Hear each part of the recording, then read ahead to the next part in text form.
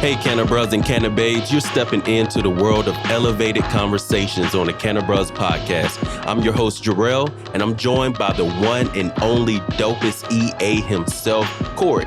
And together, we're your guides through the highs and depths of the Cannaverse. Today, we're diving into our brother Antoine Mordican, who's making history out in Alabama. We're dedicating this entire episode to you, brother. We're talking about the Cowboy Cup that's coming up this weekend in Tulsa. We're also going to talk about some interesting stuff when you combine churches and cannabis. So you don't want to miss out on this one. Join your favorite two names looking to put you on game with difference-making strategies and positive financial guidance. Grab your favorite strain, open your notes app, and kick back for another episode of the Cannabros podcast. Boom. Yo, what's going on? We're back. Damn, that's a lot of yos. Yeah. How many yos? Somebody drop in the comment section right now. Money bag. Money bag yos.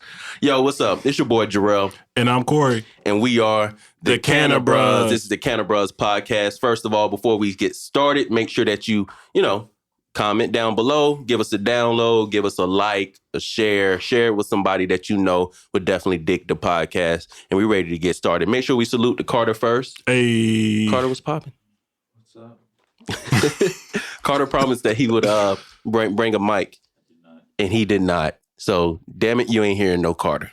But you got me and Corey here. Yes, sir. Corey, what's up? Man, I got some stories. Yeah. But before I get into those stories, I'm going to get into this story. Okay. We talking about some, would this be like word on the street? No, it's just some shit that just happened to me last weekend. Oh, you talking about some of them barbershop stories with Corey. Well, look. I almost died last week, bro. Get into it. Let's talk about death. Like, it was crazy, yo. So I went to the allergist, right? Okay. So I get allergy shots. And those of you that get allergy shots know what I'm talking about. So, like, you gotta get your maintenance doses before you can start going once a month, right? Okay. So I made it. I go like either once a week or twice a week. Twice a week speeds up the process, right? Oh, okay. So I'm on the shot before the last shot. So the second to last shot before my maintenance doses are done with.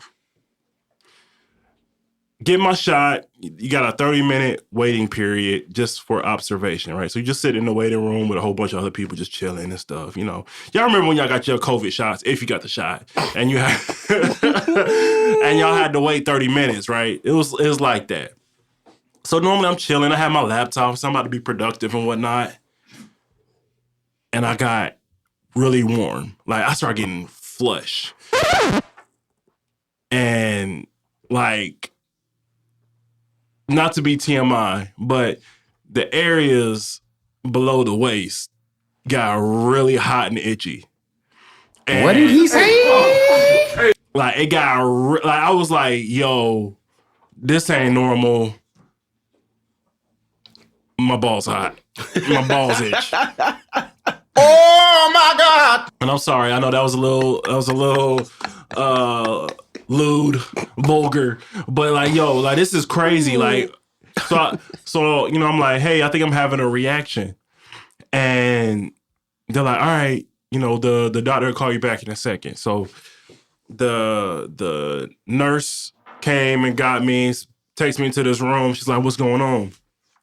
I'm like, I think I'm having a reaction because I got really hot, and I was like, the crevices, all my crevices below the waist are really itchy and really hot.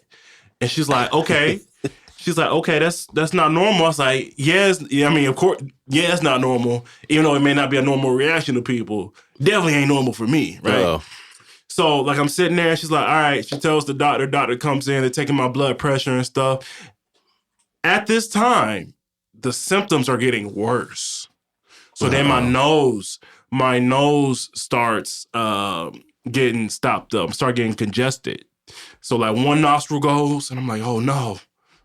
And then the other nostril goes, and then my throat gets itchy, and then my ears get hot and itchy, and then they start throbbing. Like I'm feeling a pulsating in my head. Same time, they every 10 minutes they're taking my pulse, and I'm seeing, they're like, yeah, your pulse looks good, right? But, it's one of those situations when like, if someone gets shot, and they're like, it's a little bad. Oh, it's not that bad. And they fucking blood just gushing out, just like they're trying to stay calm, right? Yeah. I'm noticing that my blood pressure is slowly going up, right? It's still like I have really good blood pressure, but it's slowly going up. Bruh. And they're like, yeah, but everything looks good. He's flashing the light in my eyes. My eyes are watery. I'm starting salivating a lot. Like I'm having a full body reaction. And what's crazy is two things that are crazy. One, this is this office is located in Rockwall. If y'all in the Texas area or the Dallas-Fort Worth area, like Rockwall, the village or the harbor, where they have like all these nice, the harbor. the harbor right on the lake and everything. Real nice. So I'm looking at the lake, right? Beautiful day, beautiful view. You can see Dallas skyline in the background, and I'm dying. And I'm feeling these symptoms, like it's like they're slowly happening. And it's like, okay, now it's getting harder to breathe. I'm so serious. Bruh. It's getting harder to breathe. I say, yo, am I going into anaphylactic shock right now? Like, am I about to die? Is this about to be my last moments of my life? That's it. And the beautiful view. The doctor was like, and I really said that's like, at least, I mean, like I sent my wife a text saying like, hey, I'm having a reaction in the doctor's office, and I was like, if I go, man, at least like I go with this beautiful view. Yeah, I covered all my bases too. Yeah. I was right before the baby, I love you. Tell the kids I love them. Oh, damn. And so like I'm sitting there, and he's like, yeah, I think it's about time we give you an epinephrine shot. Now, for those of you that don't know what a epinephrine shot is, hand raised, put me on. If y'all ever heard of an EpiPen, you'll be like, yeah, you got an EpiPen on you, right? That was my thought. That stands for epinephrine pen, right? Okay. What's in there the epinephrine is like adrenaline that they're pumping you with. Those of you that know what epinephrine is or have seen Pulp Fiction with Samuel Jackson and John Travolta, when the girl gets super coked out and then she dies, and I think she had a heart attack or something like that, and they get the epinephrine and they stab her in the heart and inject it, and she goes, and comes back to life. And now it's a normal sitcom movie thing to stab a person with an EpiPen. Yeah. But she got stabbed in the heart. But normally they tell you to stab yourself in the leg. Yeah. And so, but I've never experienced it in real life. I've never seen it in real life. I've only seen it in that movie, right? Yeah. They tell me like, hey, if you ever get into this situation with your EpiPen, stab yourself in the leg. And I've seen that needle, it's a long needle, and then, it'll help you, right? So he's like, hey, we're going to have to give you an epinephrine shot. And I'm like, all right, So he pulls out the needle, stabs me for the super burning pain in my leg as they pump that epinephrine in my leg. And that experience, like I won't forget it because it was a really strong burn. But after that, like I didn't feel like a joke. I thought I was gonna be like,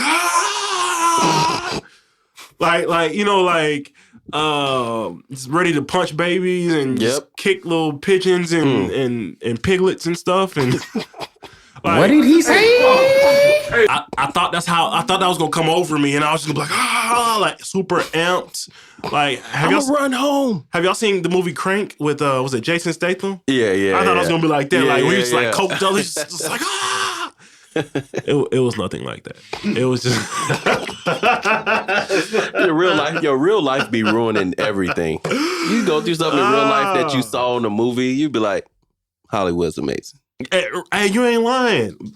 And so like I was like, what is this doing? Like, what is this supposed to do? Because I don't feel amped or nothing. He's like, well, it just stops all the reactions and helps your body, catch up and readjust and all that stuff. And did it happen? It worked. Oh. It worked. Like Okay. I felt my throat stopped being as itchy. I was able to breathe better. My ears stopped throbbing. The burning and itching stopped. Like, so look, those systems, all the symptoms got so bad that I forgot about the itching. Dang.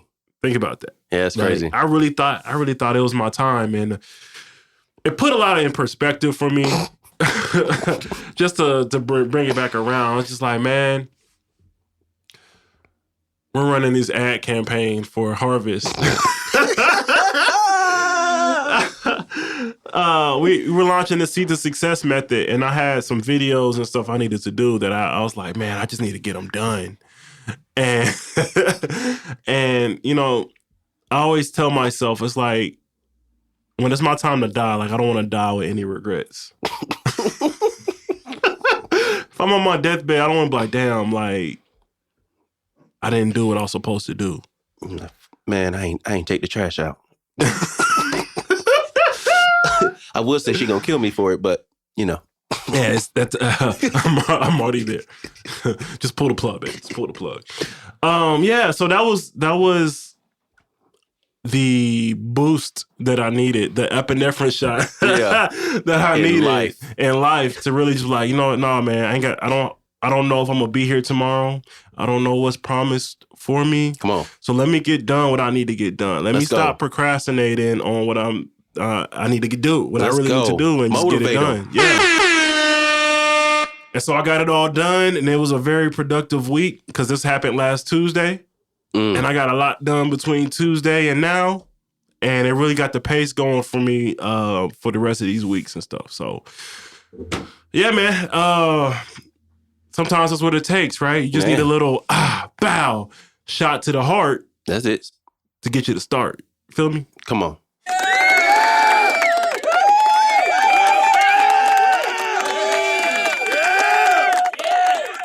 And this has been another barbershop story with Corey on the Cannon Bros podcast. Early story. Yeah, well, yeah. Right out, start the episode, boom, hot. Coming in hot. This is real life stuff, man. Like we said, we trying to give y'all that real, authentic story from the Cannon Bros and the cannabis industry. Yeah, there you go. Well, speaking of the cannabis industry and things that I don't want to happen. Hopefully everybody's good as far as their allergies and stuff, because this upcoming weekend, we are going out to Tulsa. Yes, sir. We'll be in Tulsa. So pretty dope. I know this will be out on Wednesday, so hope everybody's enjoying their Wednesday. So in a few days, we'll be heading out to the Cowboy Cup. Yes, sir. Yeehaw! Yeah, boy. I'm like, we ain't got no yeehaw sound or, just... Saddle them up, cowboy. We ain't got none of that? No, we ain't. There's a snake in my...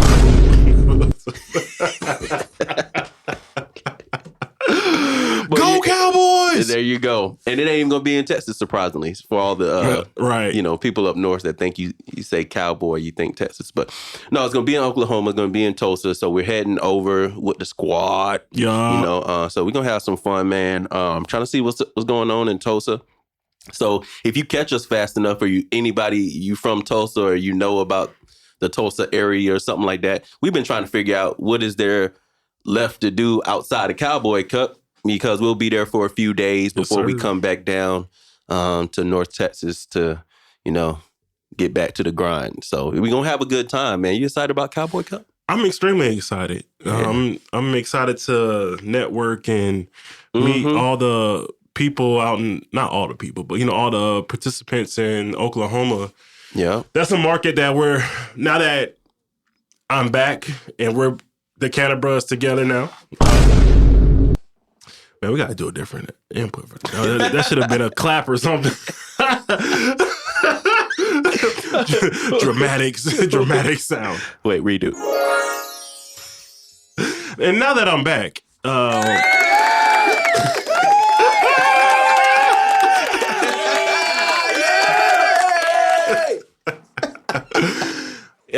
we can finally really just get out there to the Oklahoma market. Yeah. Because I've had quite a few, and me and Jeff have had quite a few conversations with, many dispensaries and cultivations. And Yeah, for sure. they need some help, man. They need that financial guidance. They need that knowledge to help them ensure that they're financially compliant in the cannabis space. And we now we're becoming the plug. You know what I'm saying? Plug. Because it's deeper than just taking care of your books. Exactly. Now we're talking about we can get you that capital that you need to actually do everything that you want to do for your business, that the banks weren't, getting to you, that seed to success method, the s2smethod.com. Y'all know what's going on. But now we got that going on too. Now we're talking about helping people with their credit so they can qualify for that. Now we're talking about, it's a lot. It's a full pipeline, man. We're trying to make it a one-stop financial shop which I like that, by the way. One-stop financial shop. Just Come on, bro. That one came off the dome. Come on, right off the dome. Look, if you happen to spot us at the Cowboy Cup around Tulsa, look, man, just come on up to us, man, and, introduce yourself. We would love to meet you. Canna Bruh's going to be there. Harvest AF's going to be there. Canna Babe's going to be there. Your favorite Carter will be there. The producer is going to be there. Bruh. And, we're going to be out there doing my best Shador Sanders impersonation. Mr. Nice Watch. Yeah, when you see me out there, and I hit you with that Shador, I ain't flexing on you like that. We just got these new dot bands. So, all right, here's a shameless plug. So we always are talking about dot. And dot, y'all really need to holler at us. We've been talking about this for some time. I think back since we were in Minnesota when we went on the CBD Delta 8 Expo tour. And since we've been out there, we've been talking about this dot stuff. So we already have been loving how efficient having a dot card versus your traditional business cards, right? That you spend all this money on. People they put it in their wallet. They throw it's in their jeans when they do laundry, and all of a sudden now your card's gone. You don't know where. Everybody goes to these different professional events and they're like, bro, I gave you my card. In the back of your head, you're thinking, I got 100 cards that day. And I hate that, man. It's so, Whack. It's like, look, I met all these great people, but I can't, matching the face to the card. Come on, good luck. Completely difficult, right? Good luck. And then you got your business cards and their business cards. And if you got your business cards in the same pocket or they get mixed up, now all your cards, and someone's like, hey, you got a business card? And then you pull out somebody else's business card and you're like, wait a minute. Let me shuffle this deck real quick and let me find them. Oh, golly gee. Oh, I can't find it. Here's my LinkedIn. Here's my LinkedIn. Well, now with the dot card, we overcame all that. The reason being is because it's not one of those quick, disposable paper, whatever, business cards. Yep. This is now something that we keep in the wallet, so when you see us and we hit you with that, bow, hit you with the dot card or whatever like that. Now that takes you, using the NFC tech or whatever like that, it takes you straight to your internet browser and you'll see a profile that it's customizable. So whatever we want to show you, whatever we want to promote, as far as like contact information and links where you can find us, our products, our services, the whole nine. The dope part is now we've elevated the game. Yeah. Because now we got these dot bands. So you don't even see it on my hand. I might still have a watch on, right? And I hit you with that Shador, bow. Mr. Nice Dot. There you go. Bow. All of a sudden, now you got all the contact information. So, that's just some free promo from the Canna Bruhs for Dot. And this will hopefully be sponsored in the future by Dot. Y'all get your mind right, all right? But for real, though, this Dot is a game changer. And it's memorable, man. Everybody remembers. Because the funny thing is, when we went to the last, we had went to the, what's the thing that Dalton... the Texas Cannabis Cup. The Texas Cannabis Cup, right? Or sorry, Texas Cannabis Roundup. Cannabis Roundup. Yeah. There you go. Yeah. Right. When we went to that, there was only one other person that hit me with a digital type or dot like. It was something else. I think it was Link or something like that. Competitor. Yeah, competitor. Yeah. But there was only one person. Everybody else was handing me cards. I'm thinking, y'all, we're in the cannabis industry. Everybody been consuming. I might leave your card on the table. Facts. No disrespect. No disrespect. I might leave your stuff on the table and been like, dang, I really wanted that. Because, what we would do as a company, we come back together. Whoever's in the crew that's there at that event, hey, man, what cards did you get? Right. Let's upload them to the drive. Come on, man. Yeah. It's a hassle. It's a lot. And see, with the dot, you can, so once they scan your dot, you can hit the button that says exchange contact. If they got it. Yep. So they get your information, and then you can say, hey, hit exchange contact. And then they put their information in, and now y'all both have each other's contact to, if y'all want to follow up and have a meeting on Google Meet, Google Meet, Zoom, or whatever you want to do. LinkedIn, that's what I was trying to say. There you go. But yeah, that's the dot is a game changer when it comes to business networking and stuff. So no question about it. Again, that's another plug from the Cannabis. So yeah, man. But no, we're gonna be hitting everybody with the dot band and all that kind of stuff at the Cowboys Cup. We gonna be, man, y'all put us on, man. We're looking forward to it.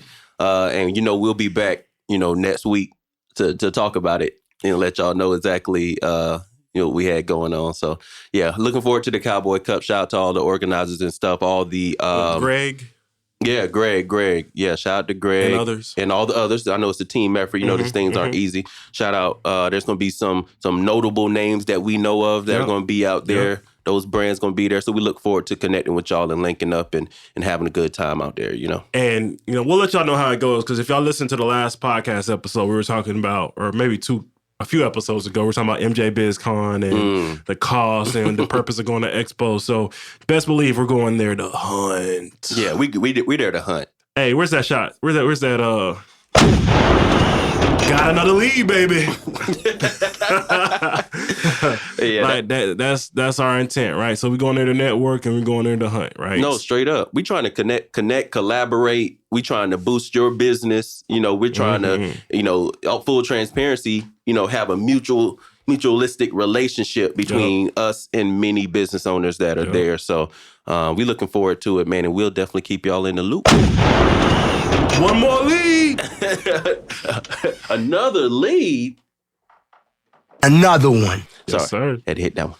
All right. But yeah, man. But yo, you know what's funny? Cannabis industry stuff, we're always paying attention to what we call the word on the street. All right. And today, on word on the street. So this is a good one. There was a guy, and let me put this out there. Here's the headline from local12.com. Shout out to Local 12. 12. Where's this at? 12. Out in Tennessee. The headline is "The Largest Marijuana Grow in the County's History Uncovered at a Former Church." Authorities in Tennessee say, in Stewart County, Tennessee, are announcing this past Friday after deputies executed a search warrant amid a 3-week investigation. When the search was conducted, approximately 2,000 plants were found in a very sophisticated growing environment. That's straight from the sheriff's office. The chef's mouth. Now, brothers and sisters, let's pass the collection plate. Look. Man, I'm looking at these pictures, bro. Y'all got to check it out for yourself, but it's on local12.com. It's on their news page, man, but it's crazy. Yeah, it does look sophisticated, man. It looks like a proper grow. So first of all, shout out to them. But I'm also seeing all kind of different images. I don't know. So you actually sent me this. You sent me this story. So like, what else was going on with this church? We asked the church, we always talk about cannabis in church and how they really need to have some understanding for one another, those communities. But what was it that led you to this story other than this crazy headline? Man, it's a church. I mean, it's so because this was an illegal grow. This was an illegal operation being ran out of the church. Yep. And so there's a lot of paradoxes with that, right? Mm-hmm. But at the same time, you know, it is a plant. And that's the interesting thing, right? It's like, I think that the plant, anything that it naturally grows on this earth, that God made the earth to grow, should be allowed to be grown and or consumed.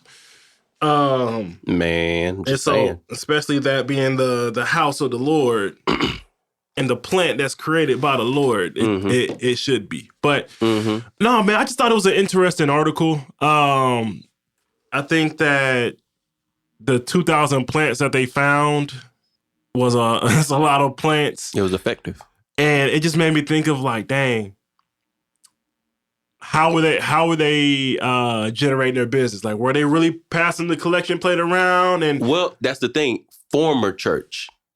Right? And the thing about it is... Okay, so it's an abandoned church? It's a former church. I guess abandoned, however we want to put it. It's funny because I actually did, what we're supposed to do and keep scrolling and reading. Okay. Reading is fundamental, people. Yes, sir. Right? And first thing that happened is I saw a comment, something on the page where somebody said, it would have been cool to, in the headline, to state that it was a former church. But I guess that's not as sexy as just saying we found weed in the church. Right. Come on now. Right. Don't stop playing. People comment stuff like that and you'd be like, bro, you don't know how headlines work. Spin media right there. Come on, spin it. Keep going. Keep it going.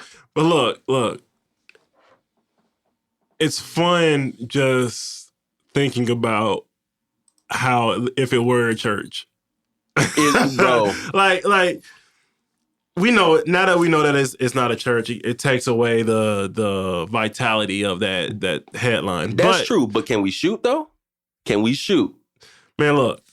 Can we shoot? Look, this is how I would do it. I would have two collection Let's plates, go. right? So the first collection plate, like, all right, we need your tithes. Let's go. Right? So everybody put their money in, right? Yep.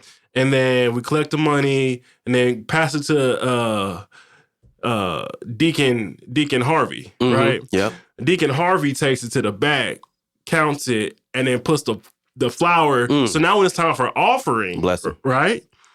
Hey, pass the collection plate back around, right? And then now you get what you're supposed to get. It goes pew by pew. Oh, It goes. You talking about a sale? Oh, what you talking about? These are transactions. I was hoping that they would, sell some grams, for the building fund. Hey, but see, I didn't get that far yet. I didn't get that far with the use. I'm like, so many different uses. But matter of fact, the actual church itself is made out of hempcrete. Look, so you got communion at the first of the month, right? Come on. And so it's a hemp cracker, right, with some infused juice. Infused juice. Right? So it's a mocktail, right? The spirit for sure. Yeah, and this is the new flavor of the month. You gonna be in the spirit. Right. These are holy. These are. He trying not to get exiled from any church that he's ever attended. Let me stop. But we be shooting, man. Look. We gonna leave it right there. But all we gonna say is use your imagination. Such fun things that we like to do on the Cannabis Podcast. As we grow, yeah. As this congregation, Wait. running back. As this congregation grows, we grow as a church. No, let me stop. Pass the spitting bars. But yeah, no, man. But y'all check it out, man. Just a story on this version of what we call Word on the Street. Now, I got a story that's near and dear to our hearts. Let's talk about it. I already know where we going. We taking it out to the 8. Yeah. Like we wanted to save the best of all these stories for last. Mm-hmm. And this is a special shout out to my brother from another mother. No, we're not talking about Jarrell. We're talking about Antoine Mordekin of native black farms. Let's go. Real claps, real claps, real claps. Not just sound effects. Now, the impact of what we're about to talk about is huge because this is exactly the situation that represents the war on drugs. Yep. This is when we talk about social equality, when we talk about all of that, this story right here encompasses, it's the epitome of all of that. So y'all ready? Let's get into it. Let's get into it. Yeah. So first of all, while we, pull the story up and everything like that, y'all are familiar. If you really have been rocking with the Canna Bros from day one, then you're familiar with this brother, Antoine Mordican, who we've deemed quite some time ago as another Canna Bro. So shout out to Antoine. We dedicating, in fact, this entire episode to Antoine because this is a brother that's been in a continuous active fight for the rights to get great, high quality medical products to the community out in Alabama. And not just that, man. This brother right here is a community activist. Come on. He does anything that he can to help Alabamians. I think that's what they're called, Alabamians. Yeah, something like that. Hey, I'm sorry if I said that incorrectly, but to help the people of Alabama, specifically the minorities in Alabama, get the rights that they deserve to have, right? Damn Again, right. we want equity so we can have equality. Come on now. Right? So this brother's a proud member of Alpha Phi Alpha. Okay. This brother is in so many different organizations, again, that are dedicated to helping the people. Now, he's been going through a journey to get to be the first Black-owned cultivation that gets a medical marijuana license in the state of Alabama. The only. That's crazy. The first. The first. That's what I'm saying. There was no one before this brother here. Yeah, there was zero. So, right. Crazy. So, but this program is a new program. They just the medicinal side just became legalized recently. Yeah. Right. And so now they're open up. Real history. They just I believe as of... Well, in 2022, August of 2022, when they actually opened up the opportunity for people to apply. Right.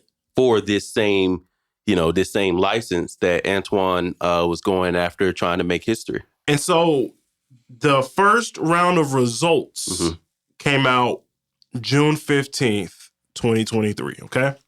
Now, he's on the cultivation side, so I'm only going to speak cultivation. Yeah. So they had 12 licenses that they can award for the cultivation, okay? For medical marijuana, right? Of the 12, 25% had to be allocated towards minorities. Okay, so quick math. Right? Quick math. 3. Right? So 3 of the 12 had to be allocated for minorities. Yep. Well, guess what?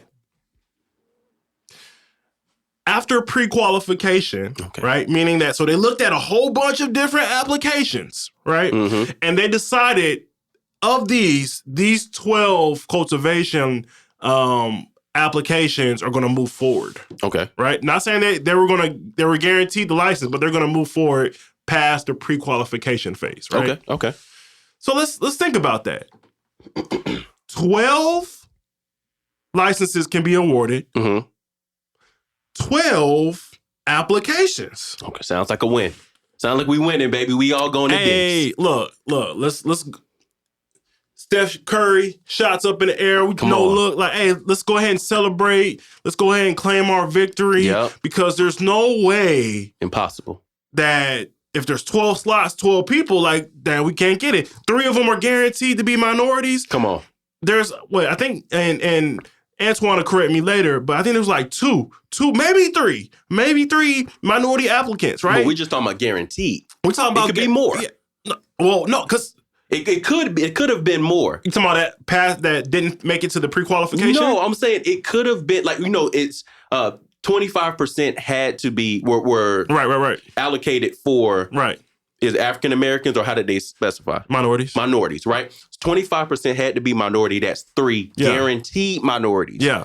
But it's 12 people. Yeah. So now, you see what I'm saying? So it could have been more. But there wasn't. But it wasn't even. There wasn't. They didn't even make it hard. It wasn't even hard. Yeah. So, having my conversation with Antoine, there wasn't many black individuals or minorities that were going for it, right? Right. So just so y'all know, we're talking about Alabama, right? We're talking about civil rights movement, talking about the march from Selma to Montgomery, Alabama. We're talking about Martin Luther King. We're talking about Jim Crow, the heart of the South.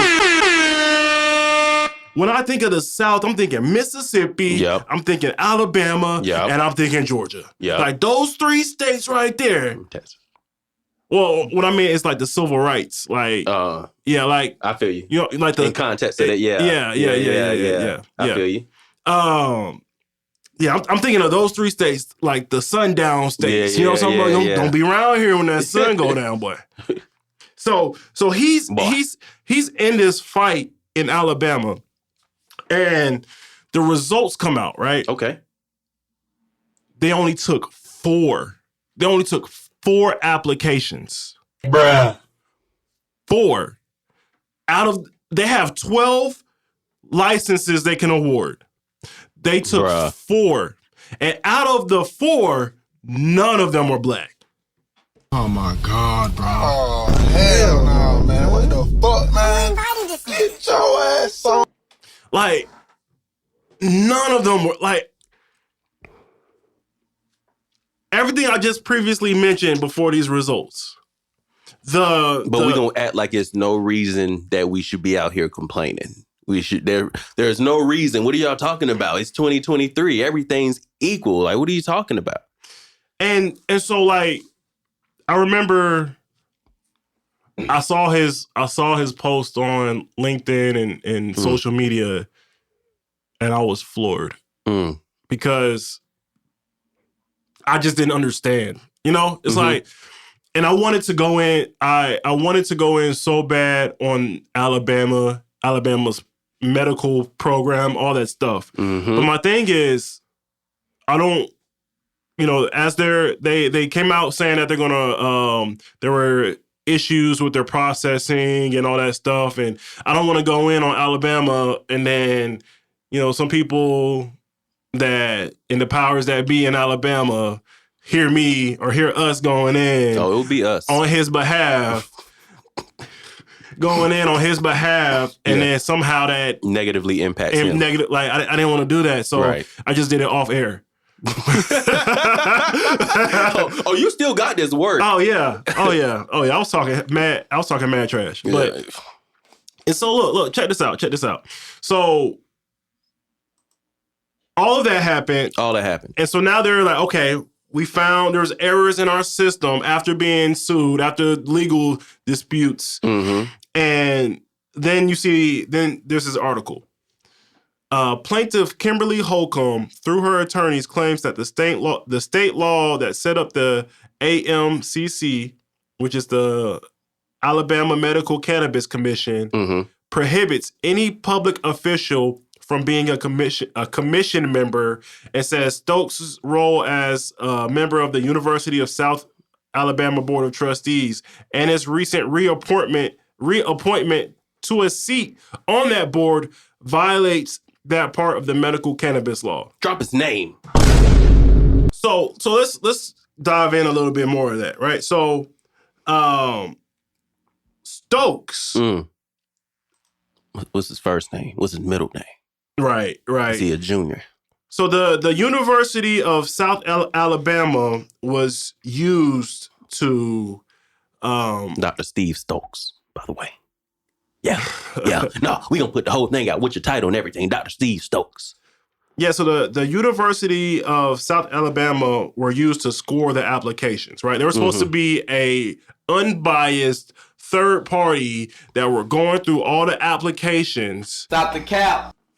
So that they can figure out who is going to be the license holder in Alabama. Who's going to be the medical marijuana license holders in Alabama. And this gentleman was on the board of the University of Southern Alabama. Oh my God! How, and so he's claiming that he's impartial. That, like, brother, you just got reelected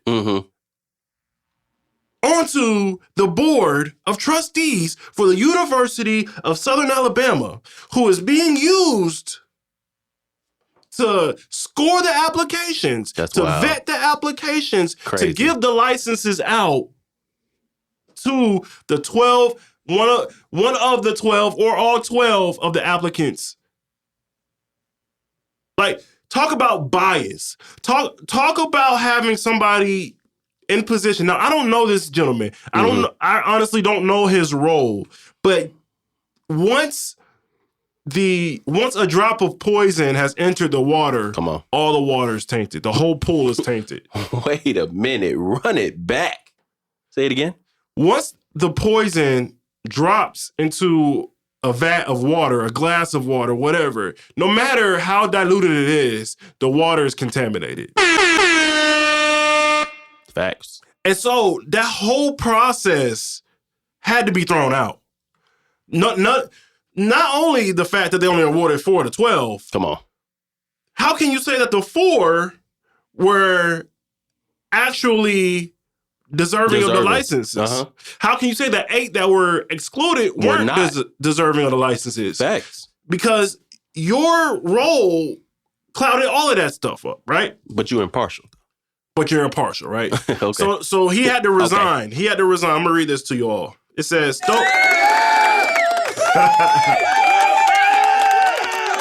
had to resign.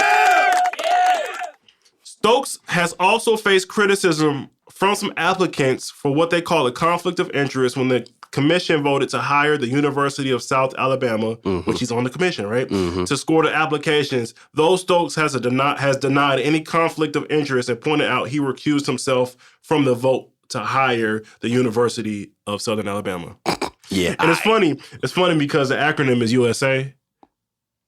But I ain't gonna get into all that. All right. So That sounds about right. so they go and do it again. They run it back. They're like, all right, we're gonna go back through and we're gonna redo the application process. And we're gonna give these applicants a chance to get an application, right? Okay. Yeah. They still didn't give my brother a license. It's like, okay, all right. This Antoine led and yeah, I know you want to probably get to that point right after that, but they say they had reasoning for why on the second round he wasn't awarded the license and whatnot. And what was that reason? Bro, so I'm reading this on Alabama Today on their website, out.com or whatever. Says that Mordekin explained that the AMCC cited him for not meeting its Alabama residency requirements. Says the AMCC defines an Alabama resident as someone who has lived in the state for 15 years, right? 15 years, that's reasonable for residency, right? Mordekin began his studies at Alabama A&M in 2009. So he has resided in Alabama just a few months over 14 years. And because of that, didn't quite make the 15. He did not qualify as an Alabama entity or Native Black Farm did not qualify as an Alabama entity. Mordekin's like, Mordekin, that's what it says here. But Twan is like, right. Bro, he explained, and it says here, that he addressed that by naming his 2 partners, both whom have lived in the state of Alabama for decades, so that the company fits the AMCC definition of an Alabamian role. Right. Yeah, so now you know, Alabamian. So now it fits the AMCC definition of Alabamian owned. So if you look, there's really no reason that shouldn't have gone through the second time. And see, he did his due diligence. Sure did. Beforehand. He passed the pre-qualification. You pre-qualified him. How do you pass the pre-qualification and then tell somebody they're not qualified? Who's he pre-qualified by? You're not that. It's your system. That's a failure in that sense right there. That doesn't make sense. Now, I understand if like 30 were pre-qualified, you can only take 12. Understandable. Okay. All right. So everybody's not going to make it. Yeah. When you have 12 vacancies, 12 openings for medical marijuana licensees, cultivators, right? Mm-hmm. You have 12 applicants. Mm-hmm. And you go with 1, you go with 4, 2, you go with this BS. Well, no, he's not qualified because he didn't reside here long enough. Man, stop playing. Like, stop the cap. That's crazy to me. How can you as a system, how can you as a board of trustees or whatever you a commission, how can you as a commission I'm trying to on your top, boy. How can you as a commission call yourself a credible commission? How? When how you're giving out how you work, how you're maneuvering right now doesn't make sense. It does not pass the smell test. Smells like some bullshit. Like it's crazy to me. And so for them to throw that back in his face after he said, okay, this is going to be an obstacle, right? Even though I've been here 14 years and some change, and and some change. 15 years is the cutoff. All right, so look, my team collectively, we have been here more than 15 years. The ownership team. The ownership team, not just the ownership team. But again, it makes it seem like they're looking for a way to disqualify him versus let's figure out how we can qualify him. This man has done so much for the community. He's gone to council meetings. He's gone up there and spoke on the behalf of Alabama for marijuana. Big old fact. He's advocated. He's done so much for the community. So let's talk about social impact when you're looking at applications, right? Let's talk about it. Like out of all the applicants that were there, right? How many more people or how many people had the social impact that he has? Who else is this qualified? Like, come on, you have, what would this do for the state of Alabama? Come on.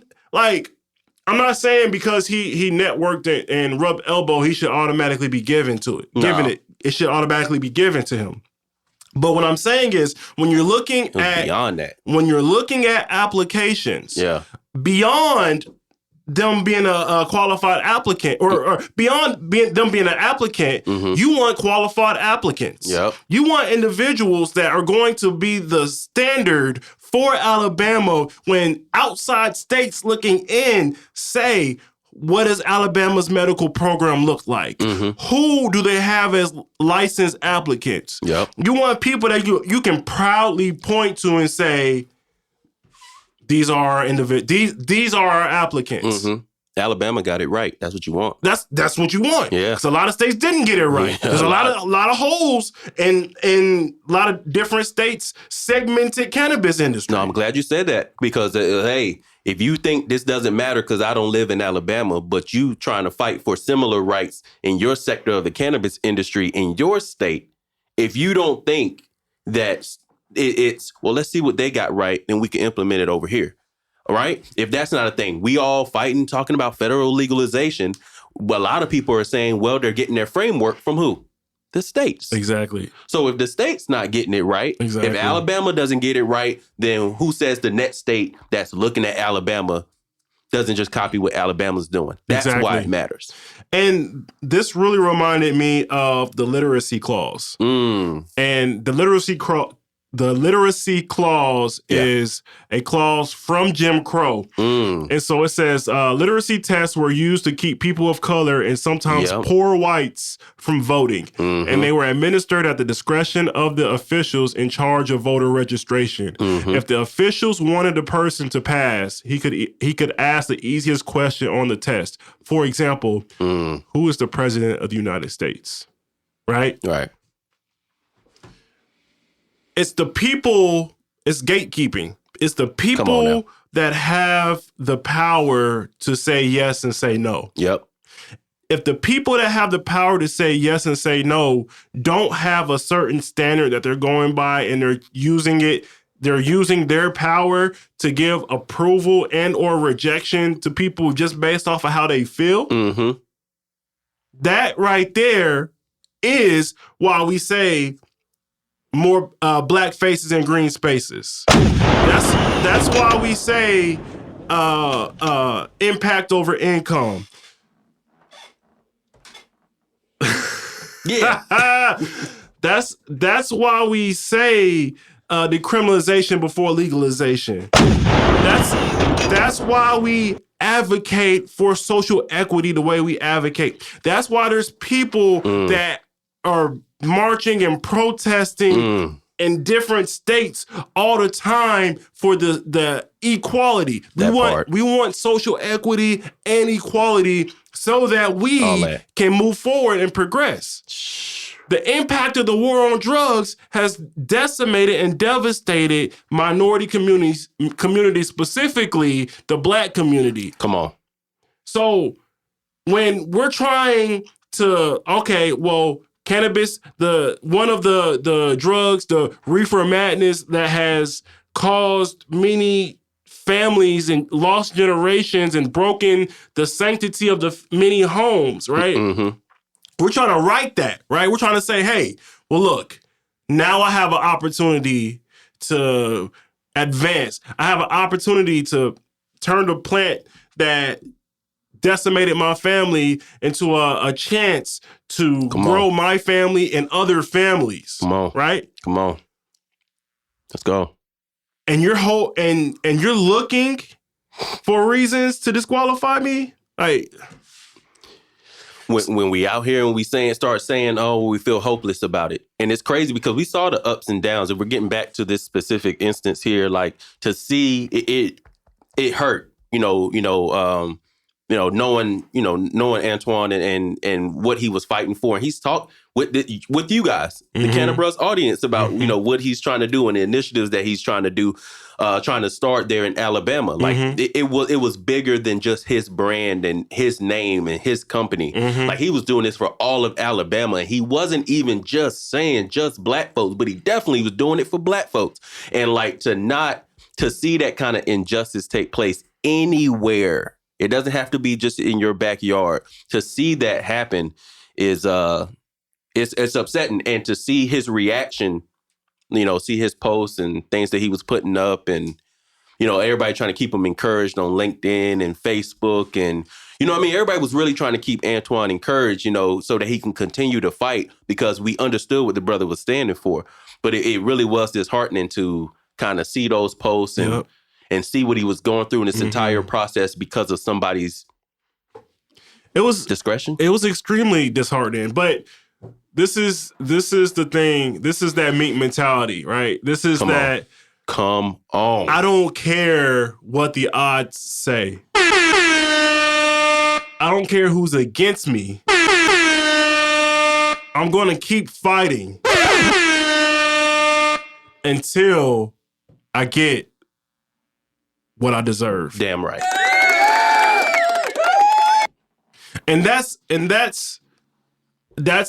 how you go, and that's how you manifest, and that's you pray, you walk in faith, not by sight, and you keep going forward. Facts. And my brother got his license. Yep. This past Friday. What day was this? Let's go. Yep.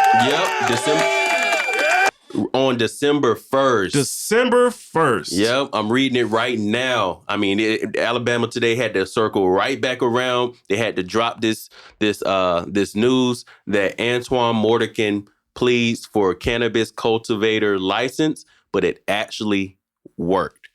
And see, pleads, I don't like the term plead. That's what they said. He fought for that license. Yeah. He deserved that license. He had every obstacle against him and overcame all of that. How many people gave up? Tons would. Most people would give up. Yeah.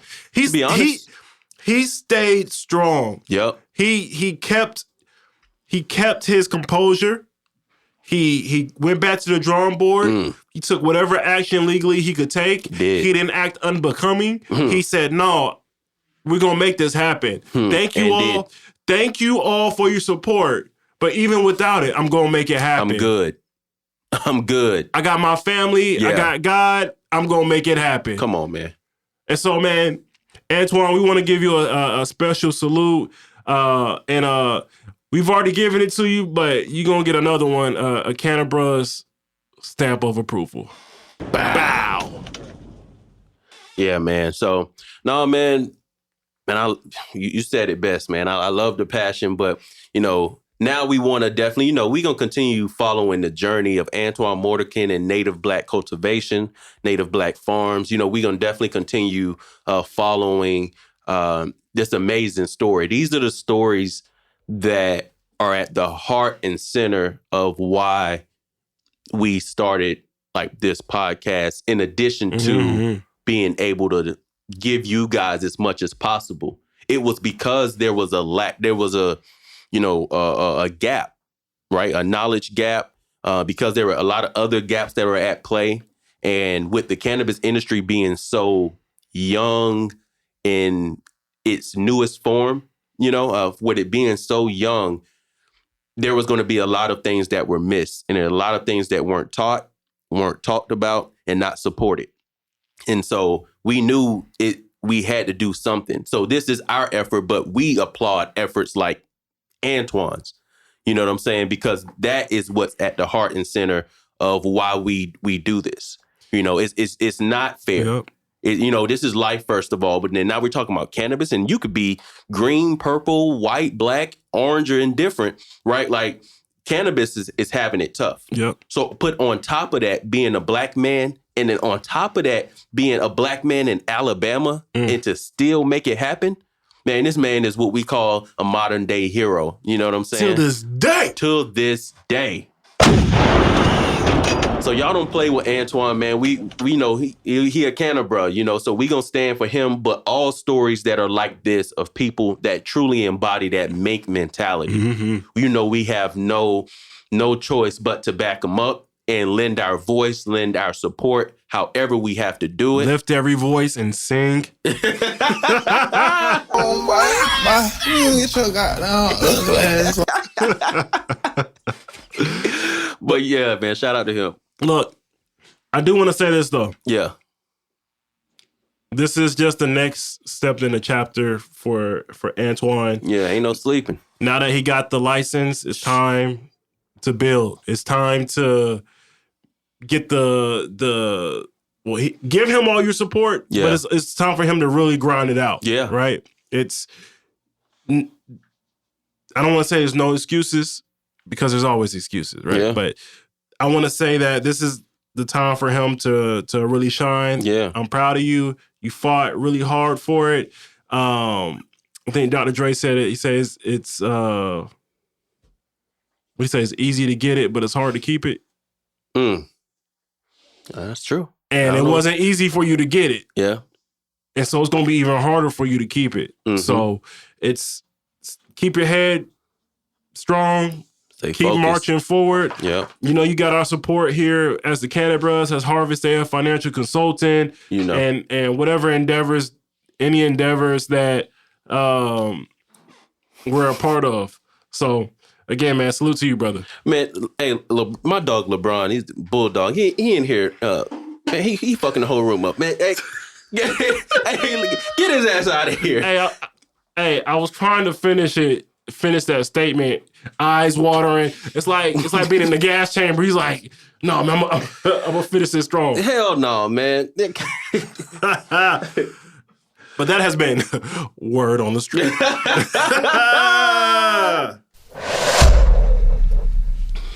But yeah, man, no, we ain't gonna take up too much more of your time, man. As far as us and our progress, we still got our foot on their necks in forms of this ad situation. So we're currently running those ad campaigns. It's kept us up, late at night, had us up for some early mornings and getting yelled at by the wives for not paying attention to other things in the household and stuff. But we are trying to get it right, man. We are just, Corey says it all the time offline, our businesses are proof of concept for what we stand to impact the world with. Yep. You know what I mean? So we have to go forth with, walking that walk step by step, just like everybody else that we're trying to give this to, Walking by faith, not by sight. Straight up. And it is by faith, man, but we trying to really just be the example. So that's kind of what we've been up to lately. So just a quick little progress report and check in for this week. We got, definitely some ads. We got our next set of ads going out tomorrow. Mm-hmm. Definitely excited. And these ads, so just to give y'all a little bit of insight. So we ran our first ad campaign about a week ago or so, and that was just an engagement campaign just to get an idea of who's rocking with our stuff, right? Right. And then from there, we're running a separate campaign that is trying to get engagement, but then also trying to get conversions. Yeah. And so after this campaign, next week, we're going to go into our next level of campaigns. And that's going to really it's going to take the demographics, it's going to take all the analytics from our first two ad campaigns, and we're going to go hard. We're going to go hard with this marketing and ads to really build up our footprint, really boost up our revenue so that we can do even more and give back even more and all this. Because keep in mind, folks, this ain't free. It's not free. This ain't free. And this podcast stuff, it's coming out of our pocket. Yeah, straight up. Out our pocket. So in order for us to generate revenue across the board, man, you gotta play the game, right? You gotta put money in to get money out. Yeah. And that's where we at. So once we get past this point, we're gonna keep y'all updated with the results. Yeah. Because we're trying to tell y'all this seed to success method. Come on. Is legitimate. Yeah. And we're doing this ourselves. This isn't us just like, hey, well, let's create some stuff that sounds good and just give it to people. It's like, no, we stand on what we stand on. And if we're not going to promote, we're not going to push out anything that we're not doing. Mm-hmm. And with us being two Black brothers, we're going to stand strong. We're going to represent, and we want to help guide. We want to help guide our community, and our community being the cannabis community, cannabis community, minority community, men that are married and have kids community. I mean, come on now. The go-getters, the trendsetters, the people who have always been told that they have a lot of potential, and didn't yield the necessary results for all the talent that they blessed the world with, for all the hard work, for all the sleepless nights, for all those people that was just like, yo, man, I don't think the world has anything for somebody like me. That's who it is for. For all those that forge ahead with unstoppable determination and what we call Mink mentality. Mm-hmm. People that go through all those doors, man, and you just don't get to see the fruit drop. You know what I'm saying? Because you give up, but this is for all the people, all the Antoine Mordecans of the world. You know what I mean? All the people, as we said last episode, who aren't scared of the dark, who aren't scared of putting the work in the dark, so they can get that shine in the light. Come on. It's for you. Real quick, we just want to thank you.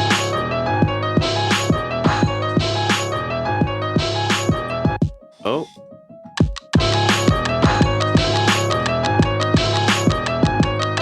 Yeah.